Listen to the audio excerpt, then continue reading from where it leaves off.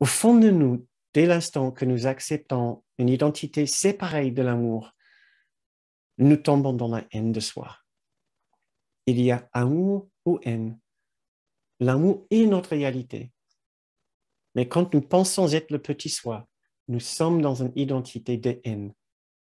Et aujourd'hui, nous basculons tous les jours entre haine, amour, haine, amour, haine, amour. Mais tant que nous n'avons pas fait ce choix définitif d'incarner que l'amour, mais l'amour dans cette plénitude à chaque instant, qui ne peut être ébranlé par rien dans ce monde, nous allons aussi connaître des moments de haine, et des haines de soi, des haines des autres. La haine n'est pas forcément haine, mais juste désapprobation, un peu de critique ou un peu de culpabilité, un peu de non-acceptation de la part de notre personne. Donc, si vous avez envie de participer dans ce petit exercice, j'ai envie de vous donner à nouveau, comme j'ai fait à d'autres moments, une opportunité de vous souvenir de ce qu'est la vérité en vous, ce qu'est cette innocence, cette perfection en vous. Oui, je l'ai fait à d'autres moments et je pense que c'est tellement important parce que selon le cours, ce qui nous ancre dans la séparation, dans la dualité, et loin de l'unité, le souvenir de notre vérité dans cette unité, c'est ce sentiment de mal-être qui vient de la culpabilité. Si nous ne conscientisons pas cette culpabilité pour nous, nous allons systématiquement le projeter sur d'autres personnes et nous allons penser que la culpabilité est chez eux. C'est eux qui ont eu tort, qui n'ont pas bien fait, ils auraient dû faire différemment, ils auraient dû faire autrement. C'est peut-être vrai que les autres n'ont pas été gentils, n'ont pas été conscients. C'est peut-être absolument vrai. Ce monde est rempli de gens confus. Nous sommes des petits sois, en même temps que nous sommes les grands sois. Nous essayons de faire aussi bien que nous pouvons, mais nous allons fauter, nous allons faire des erreurs. Donc la question maintenant, c'est de comment nous rendre compte aussi de notre condition de faiblesse et de trouver la compassion pour nous-mêmes, et même l'amour pour nous-mêmes, l'amour vertical, pas l'amour horizontal avec d'autres personnes maintenant, l'amour vertical, et par la suite, comment ressentir cette compassion pour les autres qui sont eux aussi dans la difficulté et la confusion. Donc voilà l'exercice que j'ai concocté pour vous. Pensez à une activité que vous tenez particulièrement à bien faire. Une activité ou une relation ou un aspect de votre vie que vous tenez à bien accomplir, qui vous tient à cœur d'assumer correctement. Quelle est cette activité? Vous pouvez le marquer dans le fil de chat si vous souhaitez. Pensez à quelque chose de spécifique. Ça peut être aussi un comportement qui est un principe de vie, un principe moral pour vous, un comportement qui est une sorte de standard à ne pas franchir, à ne pas trahir. Qu'est-ce qui sera cette activité que vous tenez à bien faire? Qu'est-ce qui sera cette code moral, cette droitesse, cette droiture, ces principes de vie que vous tenez absolument à respecter? Donc, j'ai une première suggestion. Mon métier de thérapeute, je tiens à le faire d'une façon exemplaire. Qu'est-ce que vous tenez à faire d'une façon exemplaire? Que ça peut être juste la vaisselle, la façon dont vous nettoyez la maison, vous gardez propre la maison, vous gardez propre votre voiture, la façon dont vous voulez vous comporter sur la route, la façon dont vous vous comportez en public ou au dîner. Être une chouette maman. Mon métier, oui, une autre personne, son métier de thérapeute, être intègre, honnête, l'éducation de mes enfants, la relation avec mes enfants, être une bonne mère et une grande mère, mon activité de coaching, être à l'écoute, mon travail, tous les jours être impeccable, être une voix sur laquelle on peut compter dans ma chorale, d'accord, la relation avec mes voisins, un point de fierté. Vous pouvez aussi penser à un point de fierté, quelque chose chez vous dont vous êtes un peu fier. Vous pouvez dire, oh, là, je le fais bien. D'ailleurs, j'en suis même fier. Voilà. Et je tiens à une sorte de principe dans ma vie de le faire bien, et ça ne me plairait pas si je le ferais autrement. Nous regarder tous avec bienveillance. Être ponctuel. D'accord. Je suis une personne qui se considère fidèle et courageuse. Très bien. Est-ce que vous avez d'autres principes? Par exemple, ne pas mentir. Être effectivement quelqu'un sur lequel les autres peuvent compter dans n'importe quelle circonstance. Être transparent,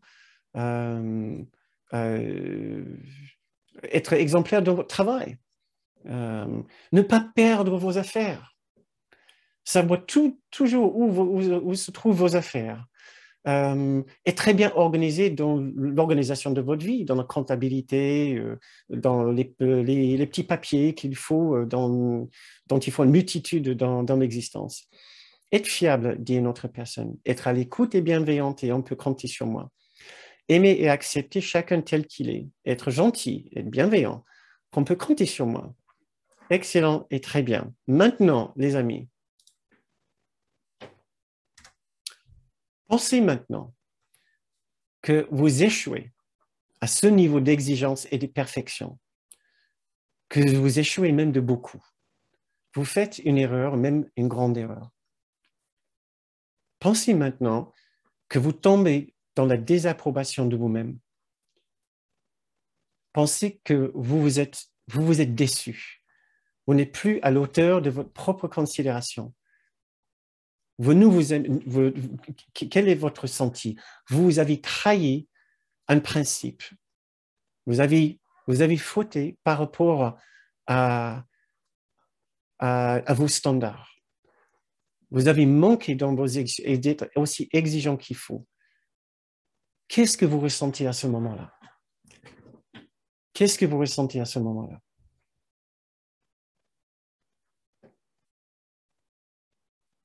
J'ai honte, je me sens nul. De la culpabilité, du dégoût. Je suis en colère contre moi-même. Je vais lire vos suggestions. Un sentiment de honte intense, un sentiment d'être nul, un désarroi total, de la honte, de la culpabilité. Je m'en veux, je suis mal à l'aise. Un grand manque de paix. Une envie de m'enfuir dans le sable. Je suis déçue et je me sens honteuse. De la dévalorisation, une déception. Je suis stupide. Honte, écœurement de moi-même. Rattrapé par l'ego encore une fois. Culpabilité, colère avec envie de me tuer. C'est fort. Gêné, honte, désarroi et culpabilité, envie de disparaître. Culpabilité, tristesse, indignité, inutilité. Pression pour rattraper le truc.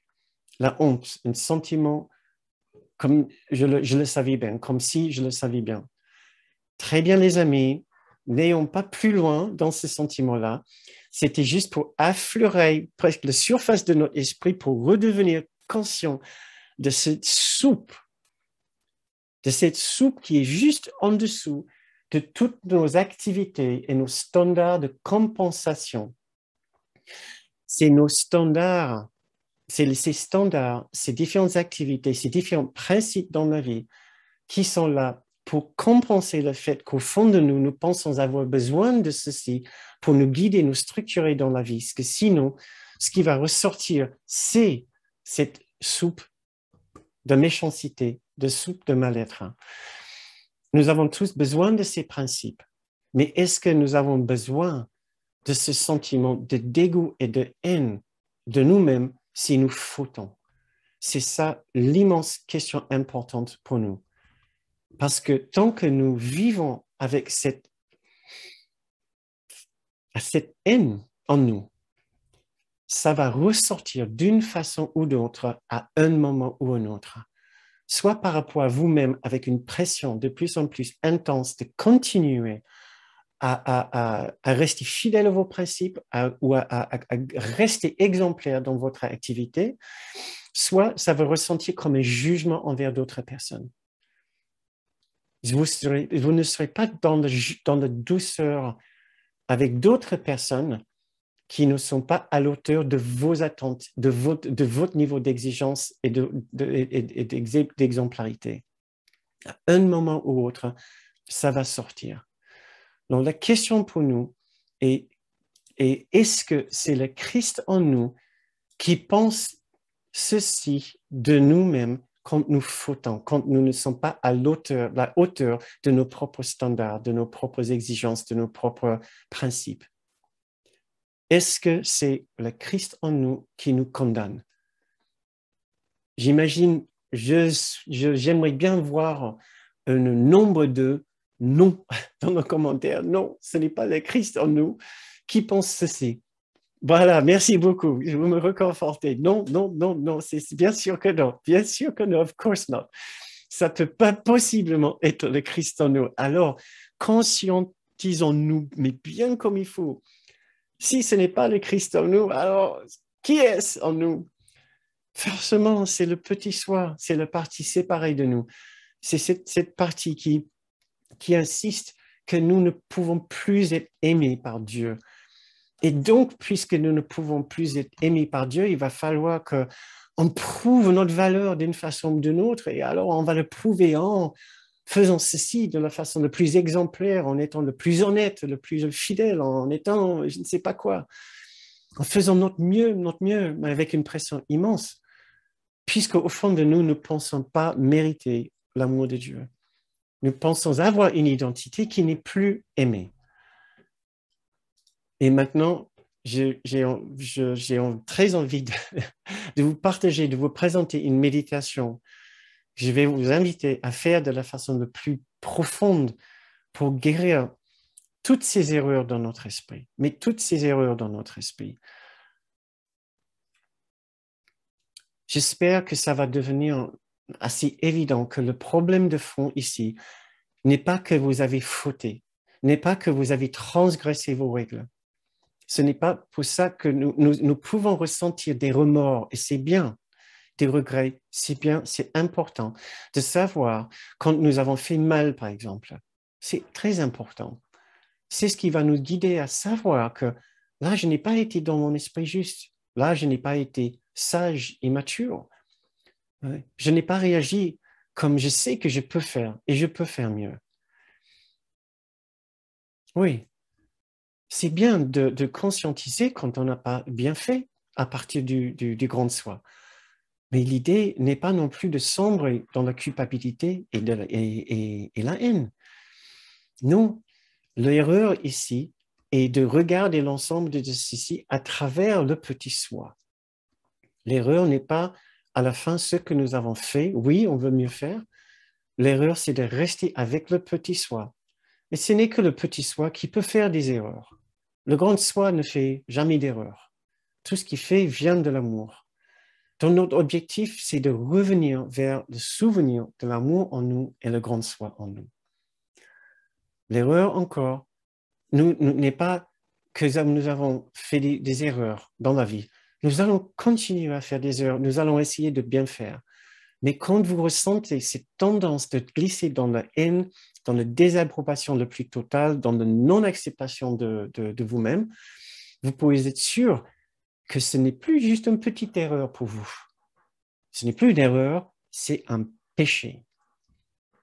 Le péché appartient au domaine du petit soi et de la séparation.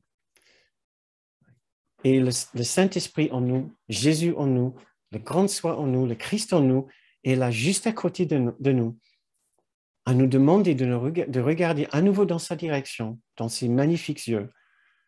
Et il va nous dire, tu fais partie de l'amour avec moi. Ne l'oublie jamais. Souviens-toi pour toujours, tu fais partie de l'amour avec moi. Peu importe ce que tu fais, peu importe les erreurs, les bêtises que tu fais dans ce monde, tu appartiens à moi, tu appartiens à cet amour. Et voilà la méditation pour finir cet exercice et pour finir notre séance ce soir. Vous l'avez déjà entendu, ça vient de la leçon 93. Maintenant, essayez de l'écouter vraiment, comme si on vous donne votre véritable identité et votre véritable condition. ton impeccabilité est garantie par Dieu. Ta perfection, ta sainteté, ta beauté sont garanties par Dieu. Ton impeccabilité est garantie par Dieu. Ton innocence est garantie par Dieu. Ta beauté est toujours parfaitement intacte et garantie par Dieu. Maintes et maintes fois, cela doit être répété jusqu'à ce que ce soit accepté. Ta beauté est garantie par Dieu. Ton innocence est garantie par Dieu. C'est vrai. Ta beauté, ton impeccabilité sont garanties par Dieu. Rien ne peut les toucher ni changer ce que Dieu a créé éternel. Le soi que tu as fait, mauvais et plein de péché, est insignifiant. Ta beauté et ta perfection sont garanties par Dieu. Et la lumière, la joie et la paix demeurent en toi. Tu es et seras à jamais exactement tel que tu fus créé. La lumière, la joie, la paix et la beauté demeurent en toi parce que Dieu les a mises là.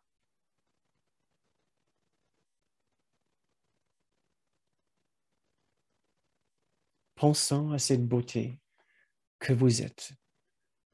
Pensons à cette impeccabilité et cette sainteté qui sont en vous.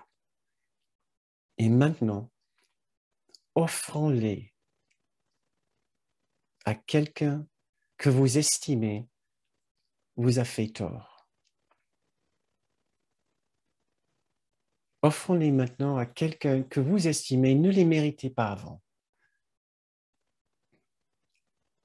Offrons maintenant cette innocence et cette beauté à quelqu'un qui n'a pas été à la hauteur de vos attentes,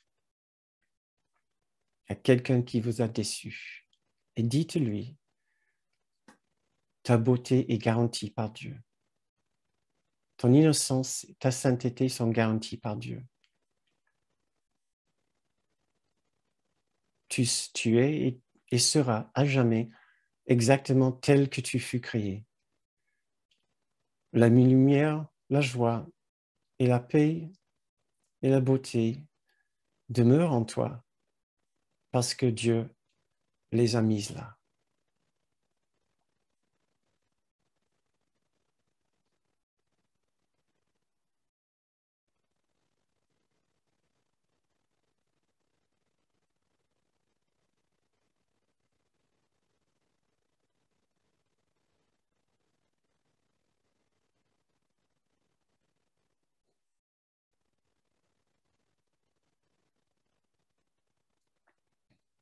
Faisons le don de notre compassion à nous-mêmes. Faisons le don de notre compassion à une autre personne qui n'était pas à la hauteur peut-être de ses attentes.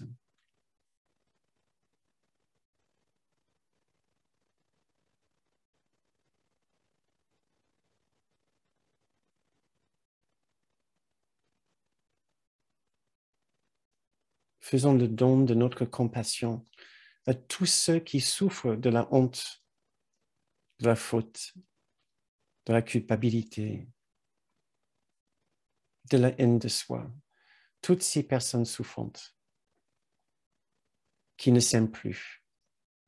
Faisons le don de notre amour, de notre compassion, de notre innocence. Partageons le souvenir de notre innocence avec eux. Essayons de les voir, ouvre les yeux, arrêtez de pleurer et nous regarder avec espoir. Et nous les regardons comme notre guide nous a regardés en début de séance. Et dites-leur,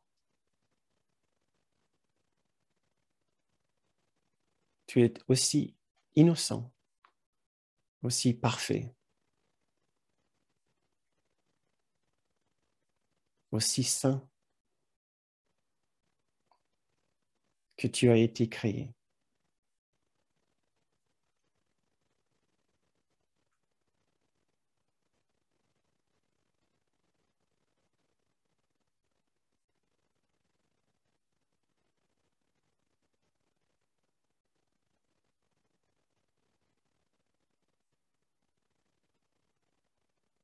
Bénissons chaque être dans ce monde qui souffre d'un manque d'amour.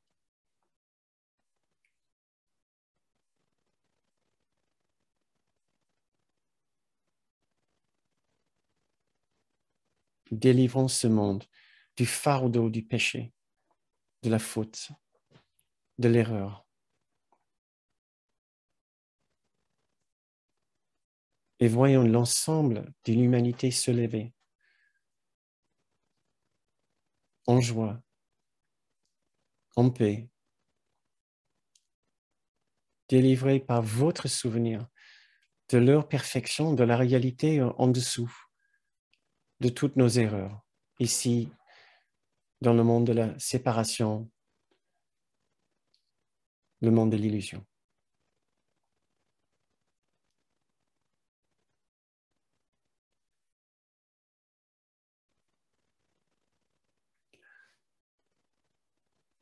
Très bien.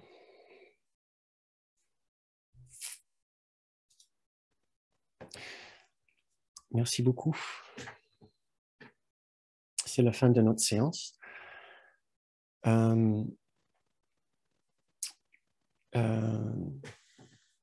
Voilà.